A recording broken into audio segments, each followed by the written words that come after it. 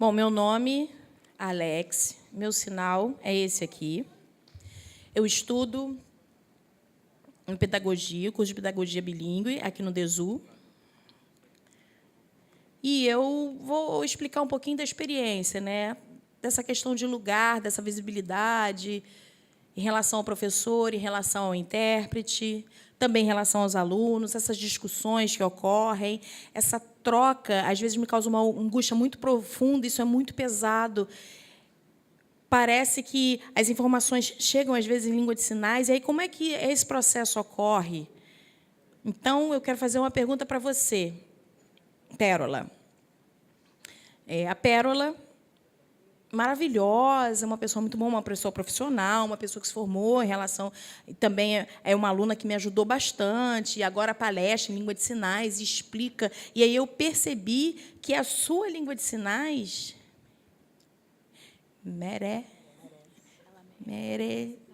Você merece estar aqui por causa da língua de sinais, porque você conquistou esse espaço, porque você teve um interesse, você visualizou isso, você percebeu que esse mundo... Né? Então, você parece que arregaçou as mangas, se vestiu, parece até uma alma surda, né? Igual. E aí, essa relação com a pessoa surda, e ser surdo. E aí, você, Pérola, você acha que, se, por exemplo, o local de troca, né, cheio de angústias, de problemas, um local pesado, que existem consciências problemáticas de várias pessoas, essa língua de sinais se torna pesada e dificultosa? Até a aquisição dessa língua e também com os ouvintes, a relação dos ouvintes com os surdos. Então, se houver maior interação com isso, fica tudo muito mais tranquilo ou é mais confuso? O que você acha?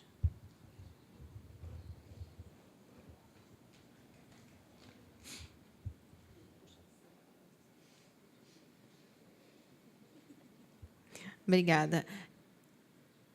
Na verdade, sim, a resposta é sim.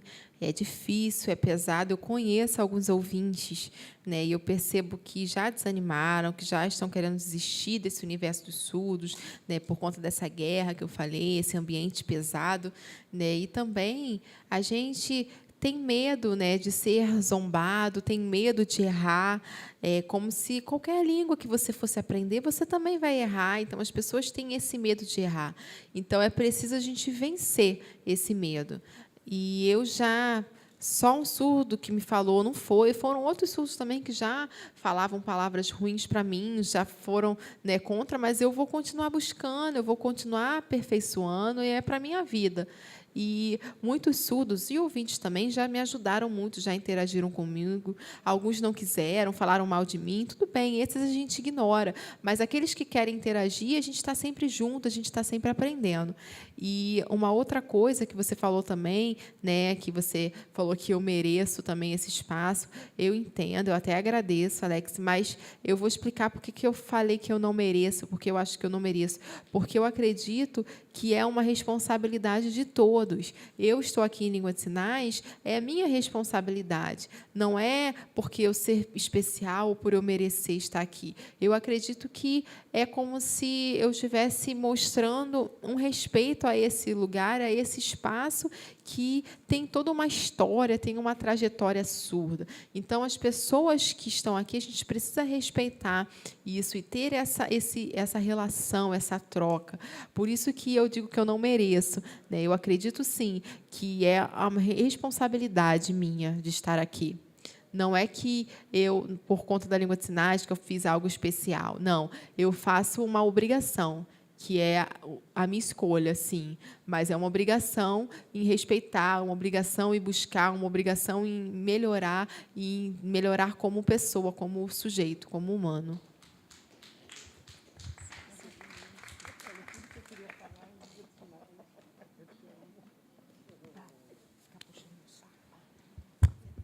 Eu tenho duas perguntas. Então, a primeira pergunta, desculpa, qual é o seu sinal? Para o Lúcio. O Lúcio explicou em relação aos problemas do fechamento das escolas bilíngues. E aí eu estudei já do primeiro ao 9º ano numa escola pública lá em Recife. E aí era uma escola, uma classe especial para surdos. E aí eu fui até me formar. Depois eu mudei aqui para o Rio. E aí, enfim, fui em todo desenvolvimento.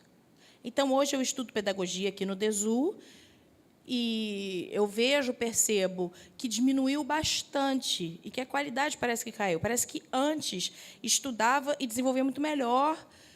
E aí, quando eu entrei aqui, o governo mudou, a prefeitura, e aí ficou tudo muito falho.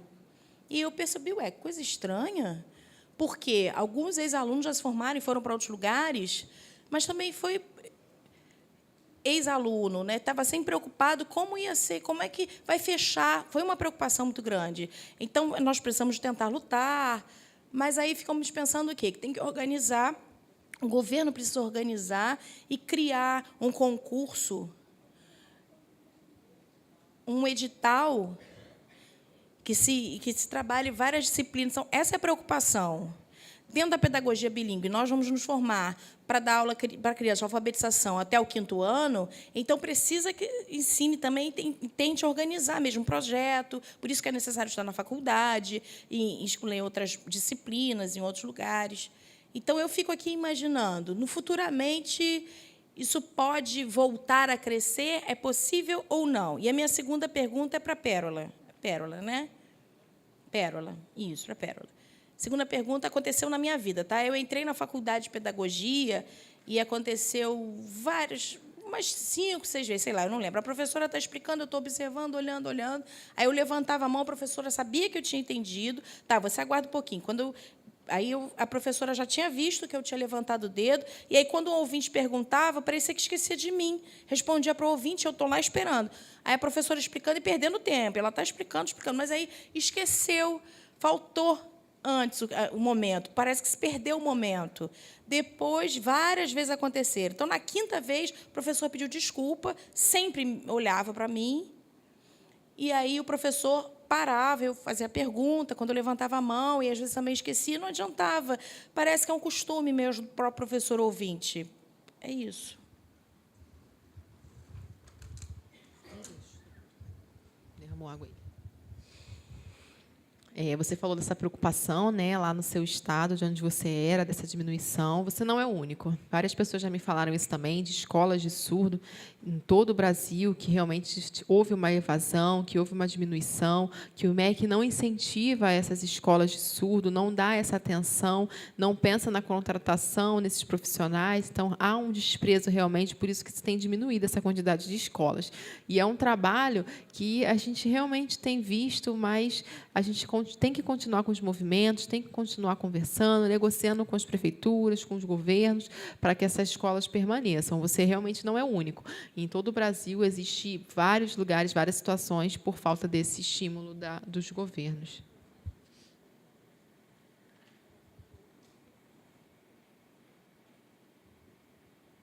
Esperar ele sentar. Realmente, acontece inúmeras vezes isso que você falou, e eu acredito que você pode tentar resolver de que forma. Por exemplo, ao término da aula, você conversa com o professor em particular, você explica para ele vai entender, porque, às vezes, os professores, né, ouvintes, não percebem. Não é que o professor esteja de maldade ou que seja um monstro, né, que esteja ali na forma de um monstro, não é isso. Eles não se percebem porque não têm esse hábito, é o convívio com os ouvintes, eles não têm um convívio com o surdo, falta essa troca, esse contato. Então, eu acredito que, se você, ao término, conversar com o professor, explicar, né, eu acho que eles vão entender e vão tentar se esforçar para melhorar um pouco também, para mudar. Eu acho que você pode também... Uma pergunta. Você já tentou conversar em particular com esses professores? Então, tenta. Não desiste, não. Eu acho que é possível, sim, consertar. Não tem, né, com certeza você vai conseguir resolver. A Flaviane também quer acrescentar algo rápido. Então, só acrescentando o que a Pérola comentou, a responsabilidade e o interesse dela, né? Em relação à pesquisa dela, eu amei já, porque há muitos anos, até hoje, eu sempre pedido para todo mundo, professores ouvintes, professores bilíngues, intérpretes, precisam ter a consciência linguística em relação à língua de sinais. Eu já coloquei isso em documentos também. Eu sempre coloco isso, mas o que é? Eu lembro da minha trajetória, né? Quando eu entrei numa banca uma banca de um concurso, e aí tinha a vaga de professor de letras libras. E aí tinha essa banca. Então, com essa banca tinha um ouvinte proficiente em língua de sinais, um ouvinte razoável e 3 surdos.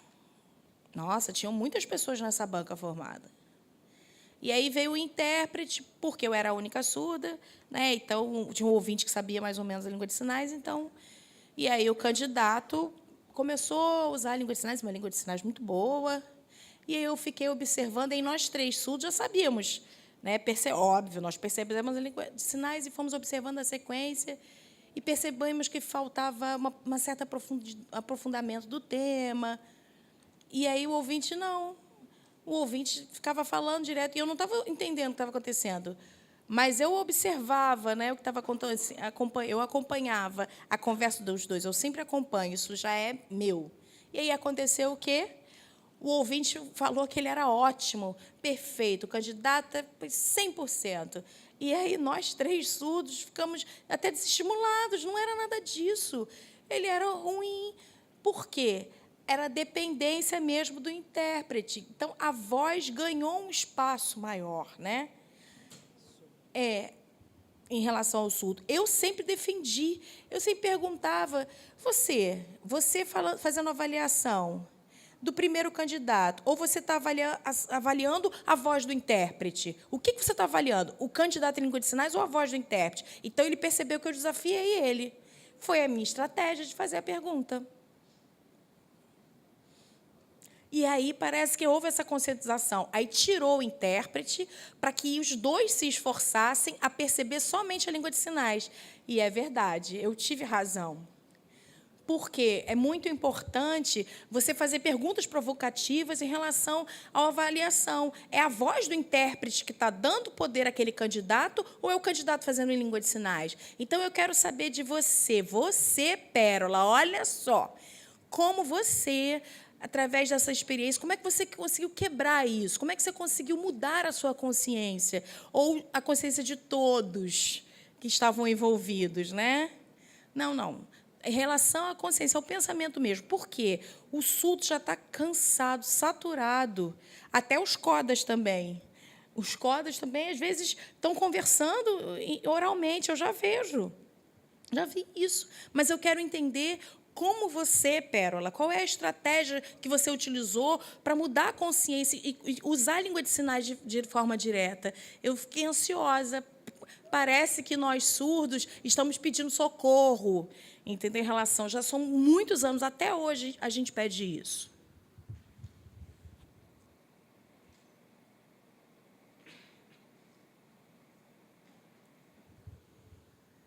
É porque sou muito alta. Boa pergunta. Assim, a minha experiência é porque eu quero realmente tentar, né? Antes, eu queria tentar me colocar no lugar do outro, porque eu tenho contato com surdos e com amigos, né, que a gente se encontrava todo dia, já tinha uma vivência, já tinha uma relação, não éramos colegas, não.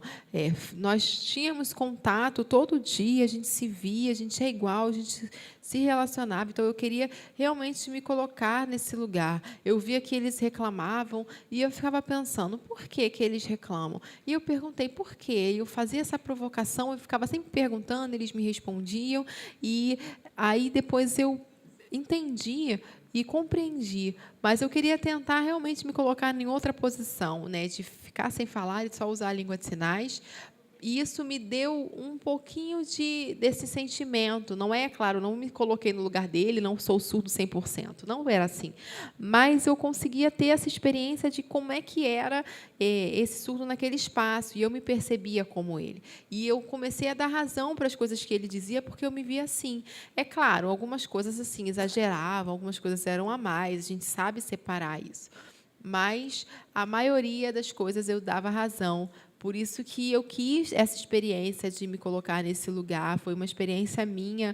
Eu não tive nenhuma receita para que fizesse isso, nada pronto. Isso, a consciência de mudar é de cada um. Não tem como eu dizer que você tem que fazer isso ou aquilo. Infelizmente, não tem. Vai depender de cada um. É isso. Infelizmente, a Flaviane colocou, infelizmente. Então, agora foram perguntas muito boas, um bom aprendizado e até o conhecimento, né?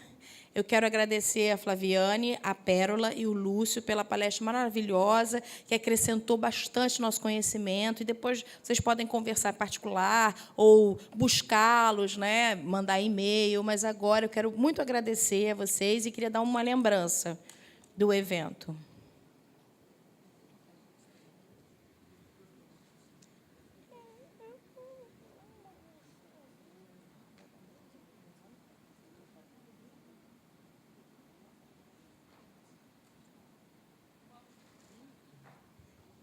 Vou tirar uma foto.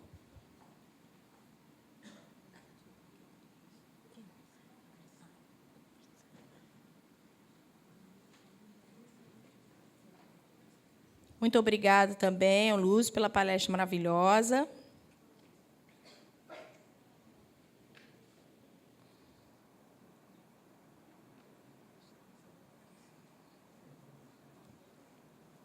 Muito obrigada, Pérola, que você ensinou bastante coisas para nós. Agradeço muito.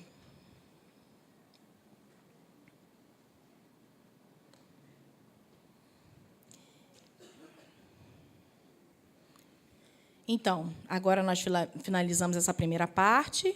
À tarde, teremos oficinas lá no DESU, em 4 salas lá. Então, é só buscarem as salas. 14h começa. Evitem chegar atrasado, por favor. Até cheguem um pouquinho antes. Eu agradeço profundamente a presença de todos. Muito obrigada. Obrigada.